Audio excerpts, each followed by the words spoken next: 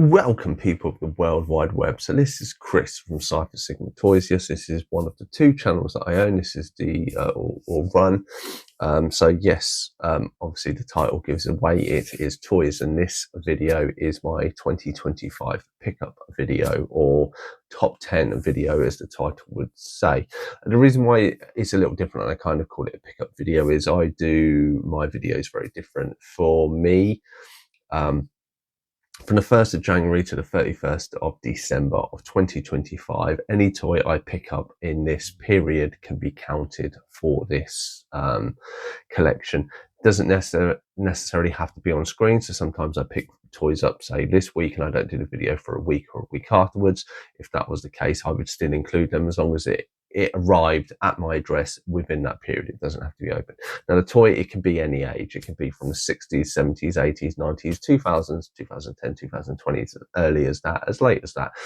I don't restrict it to toys that were produced or released last year, because obviously for me, I'm more of a vintage toy hunter. So I'm more older toys I'm always looking after for, and there you can't do it.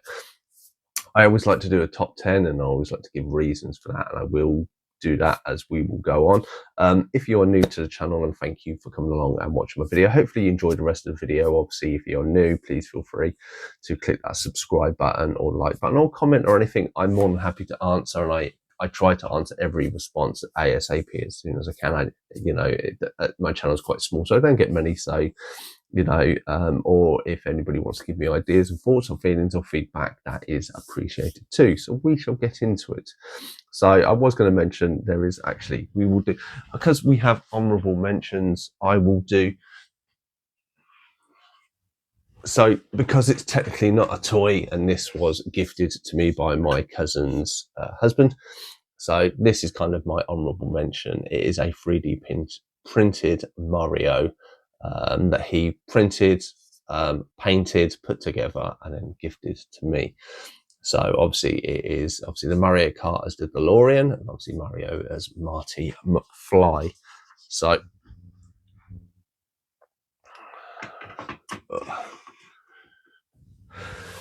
thank you again, Gary, for doing that. Very much appreciated. Obviously, we'll sit there forever and a day, so will always be seen on my videos. So that is basically my honorable mention. So we will get into my top 10. So number 10, this is the original Marvel Legends Stife figure. So there has been a reissue of and because the reissue list one dropped down in price, I think it was 20-25 quid it cost me. Really happy to have this. Never thought I would own this, especially because it was getting silly price. I think it was 70, 80, 90 pounds at some point before they did the reissue, and then obviously people liked the reissue. Now, I did like the design of the reissue. I just wanted this figure in my set. I think the new figure comes as a 2-pack. It was like 50 or 60 quid. This was only 20 quid. As you can tell, the head and a few limbs are a little loose on this. Obviously, due to time, I think it's like a 10-year-old figure. The cape is obviously very solid, which is a bit of a pain in the ass, but I never thought I'd own this figure when I started collecting all Marvel Legends, which is probably like 6-7 years ago. So the fact I got it and got it cheap, I'm really happy. It's not the greatest figure, which is why it sits in the 10 one, but it's just a figure I never thought I would own. So, I mean, even when you have reissues, sometimes people enjoy the classic versions and they don't do anything to hinder the price. But there is that. So number 9, we have my Killer Tomato. So yes, as you would have known, for a few years I've had Killer Tomatoes on my list. If you've seen what I want, I still do want the Fangmato version. I never thought I would own any of these, just because they are hard to come by. This I got on a live stream. I think it was 55 quid in total. Obviously, you can see it opens his mouth there. They are great little figures. Sealed, you are looking like 135, 130 quid. And they come with a little figure like this, or you can get the bigger squirter ones. As I say, there is still one I really, really want on there, but never thinking, because I never saw these, and when I did, they were so silly priced, I never thought I'd get to own any of them. Even, I mean, for 55 quid, I think it's a actual bargain for one of these. So yes, so that is Killer Tomatoes. Number 9, little pickup. Number 8, we go back to Marvel Legends, and this is Marrow. So this is one of the later wave characters that picked up. I really actually like this character from the comics, being from the Morlock saga and stuff like this. Once you've seen it, I thought her abilities of putting bones out of her body and using them as blades, as you can see, and obviously she has the details there, was really good. Obviously with Marvel Legends, it's so many years that they're starting to do the more obscure characters. And I as I say, I like the fact her back is grafted all in one. It's not removable bits, so you don't have to worry about her coming out. I like the fact she has weapons and knee pads. And I just think overall it's a great figure. I'm not as big into Marvel Legends. I dip in sometimes when there's a few. And then I dip back out again. Obviously, I did get Nemesis last year. And then sold him and made some money on it. But yeah, really enjoy her figure. I think the female forms are really quite good for Marvel Legends. And obviously with the little bone details on this figure, I think it just kind of gives it that extra edge over a lot of the characters that they are releasing. So number 8. So number 7, I'll have to pump up the company that do it. So this was a company that was going to produce this. As far as I'm aware, they produced a load of figures. They weren't great. They were then going to sold on it aftermarket. I think this cost me like 20 quid, which is nothing for an Earthworm Jim. Obviously, his original head got stuck, if you remember that video, and I had to pop that out, and I had to use one of his spare heads, which to be honest looks a lot better. There is so much cool articulation in this Earthworm Jim figure. I have most of the originals. He has a few alternate heads and stuff like this. But if you've ever seen like the original, like there are some other Earthworm Jim figures that I've fixed. But obviously the little limbs and stuff like this are perfect joints. You know, I know they were deemed as faulty, and that's why they've been sold on like the aftermarket and really cheap. But I think it's so great. Obviously, you can have snot as well that comes outside of his backpack. You know, there's so many accessories, and I mean, these were being sold because they were being sold for so cheap. And so much articulation on this. I couldn't not put him in it. I love Earthworm Jim. I love the game, even of the TV series. But yes, so that is number 7. So then we go to number 6. So number 6 again is another line that I never thought I would pick up, and it is Monster Force. So Monster Force was a 1990s cartoon. It had a small series, it had a small list of characters, and essentially it is based on the world of the Monsters universe. So it's got, when you see them in box, they're like 100 odd quid figures. Never seen them, been to the NEC quite a few times, and this year I went. And this guy had 3 or 4 of the figures, and essentially he was charging like 35 quid. I think I got 2 of the figures for 60. I think it might be 65. I asked him. To be honest, I'm kicking myself of not getting that third character because I don't normally see them. But this is obviously just how much detail is on this. Obviously, the creature from the Blue Lagoon, this is obviously based from, obviously has his weapon, and he does have a stand and a little chest and that, and he sits in there. But yeah, such a lovely design and sculpt on him. Very beautiful, that I just had to have him in the collection. Obviously another guy, and this wasn't the main one I wanted to pick up. I kind of picked up a good guy, and this is kind of a bad guy to go with it. But then I was like, afterwards I was like, I'm so lucky I did. Again, I'd like to have a few more. They don't come up very often. Who knows? I might find more at the NEC if I get to go this year. So that was 6. So then we get into the top 5. So 1 was one really hard to pick up, and if I kind of give it away by the color scheme, and yes, this is DC Universes or Multiverses Cyborg Superman. So they had an original version of this in a different DC line that is so hard to get, and then they re-released this one this year. The first line sold out. I was out when the pre-orders went up, sold out.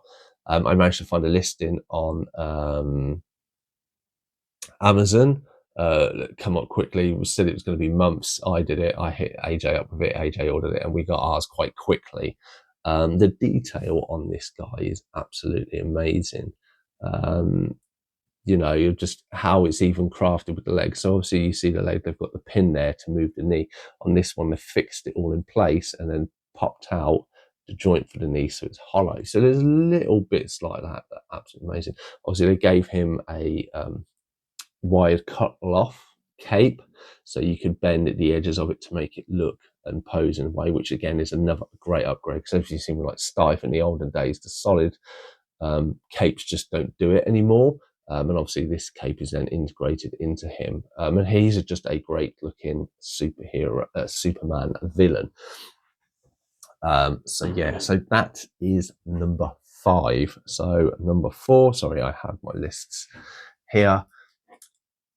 So then we dive into the world of Transformers, robots in disguise.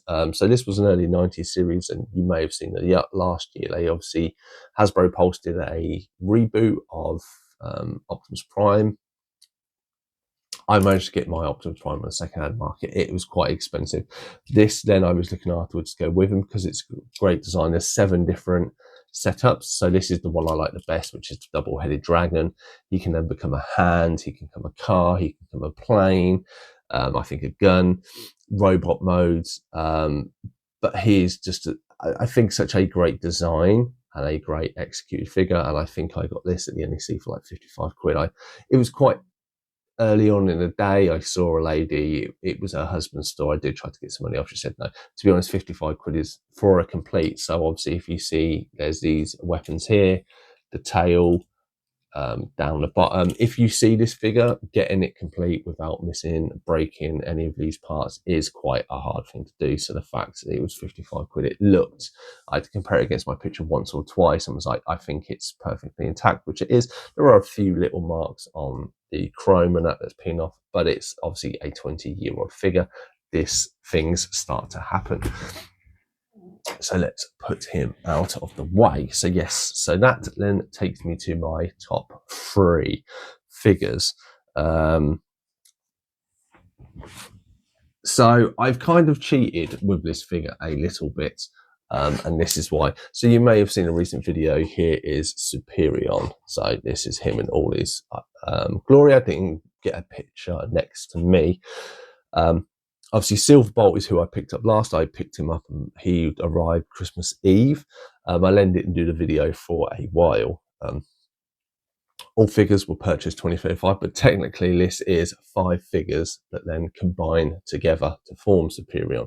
So this is where I had the question mark of, do I include this figure or not? Because technically all figures were released in 2025, but technically he's 5 figures. So because he's 5 figures, that's why I put him as 3 and not higher, because I feel he needs to be demoed. A really, really great looking figure. My Silverbolt head does have a little bit of distortion. So if you see the fact, or the nose is a little bit out of place, or is a mark here. I didn't notice this until opening the figure. It's Amazon, and because it's Amazon via Hasbro, getting a replacement is a pain, and I'm quite fortunate to have picked up this guy complete. So yeah, so he is absolutely amazing. The first set of aerial bots I've ever owned, and the first Superion, yeah, I say almost 200 quid. So that's how much this will put you back. I mean, you might be able to find somebody who's selling it as a bulk and you can get it a little cheaper, but a great, great looking figure. So number 3, again, I know it's a little bit cheating, but it's my list. I can do what I want with it. So as a recurring theme is, we go with Transformers. So number 2, again, another one I never thought I would pick up. Unfortunately, because of Back to the Future and anniversaries, they decided to re-release Gigawatt. So this is the DeLorean Transformer. Obviously, so basically it's a transformer of the DeLorean vehicle, but because it transforms, they mixed 2 brands. They've done it with Knight Rider, they've done it with a few other vehicles. I've seen him, he varied in price, he started going up and up and up, and because they've done a few re-releases, it goes down. It's great that he has a blaster, and on the back of it he has the part of the flux capacitor and stuff.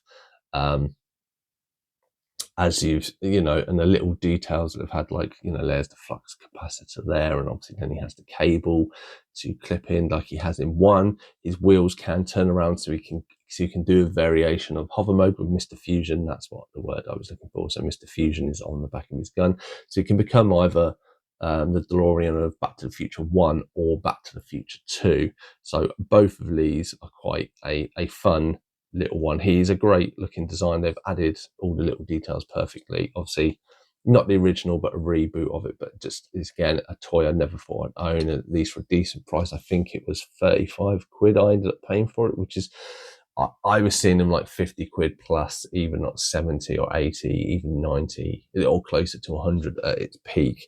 So I'm glad I kind of kept to my guns and they rebooted, or not rebooted it, did reissues of it, because it doesn't bother me about reissues. So that is number 2. So then it takes us to our number 1. And if you've watched my video, you'll probably get a good idea what this is. So this is a thing that cost me £290, or 91 or 92 pounds. And this is my Inhumanoids creature called Tendril. So if anybody knows, this is a cartoon from the late 80s called Inhumanoids. These were the 3 big creatures. These weren't really released here in the UK or Europe. They were mainly in America. This is where I sourced mine from. I paid, I think it was 200. It was kind of bid or pay now, and it was like £200 plus about £40 postage and packaging, which was, I thought, great. I'd seen these guys before and they can be quite expensive. You're probably looking 300-400 quid alone. I've recently seen one of these with the rear tentacles missing, damage, and that person wanted over 300 quid, I think 350 for it. And the fact I paid I got stung with like 45 or 50 quid's worth of import charges. Unfortunately, that is the case. I forgot all about that.